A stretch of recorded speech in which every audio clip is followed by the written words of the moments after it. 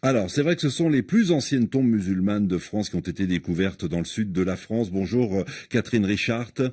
Bonjour. Vous êtes archéologue médiéviste à l'INRAP, l'Institut national de recherche archéologique préventive, qui est à l'origine d'ailleurs de cette découverte. À quand remontent d'ailleurs les trois squelettes retrouvés? On a réussi évidemment à les dater. Oui, oui, bien sûr, elles ont été datées par analyse au radiocarbone et elles proposent une chronologie autour du 8e siècle. Hmm. Elles sont tout à fait bien inscrites dans le Haut Moyen Âge.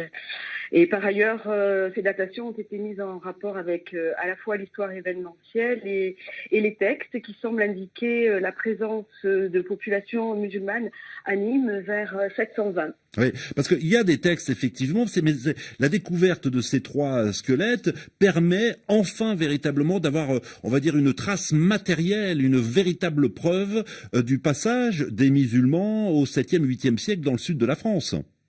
Et oui, parce qu'il était quand même incroyable que au cours de l'expansion musulmane, qui touche bien entendu l'Espagne, le sud de la France ne soit pas touché, alors qu'on savait par ailleurs qu'il y avait également quelques épisodes de confrontation sur l'Italie. Vous en retenez quoi, vous, Catherine Richard, exactement?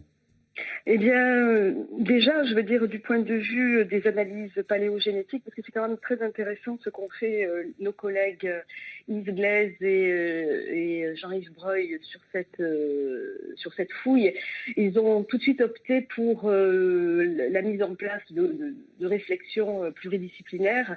Ça nous montre que donc la population est diverse pour le Haut Moyen Âge, qu'il n'y a pas qu'une population chrétienne, mais qu'il y a un brassage avec des mouvements de population qui sont assez riches et finalement assez denses. Oui, et ce qui est intéressant également, Catherine Richard a souligné, c'est que ces trois tombes étaient relativement proches de sépultures chrétiennes. Donc ça signifie que finalement, musulmans et chrétiens à l'époque cohabitaient.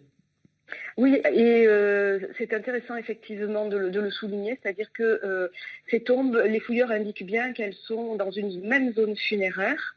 Alors, je pense qu'il est logique d'imaginer qu'il y avait un carré musulman, donc les tombes ne sont pas mêlées, hein.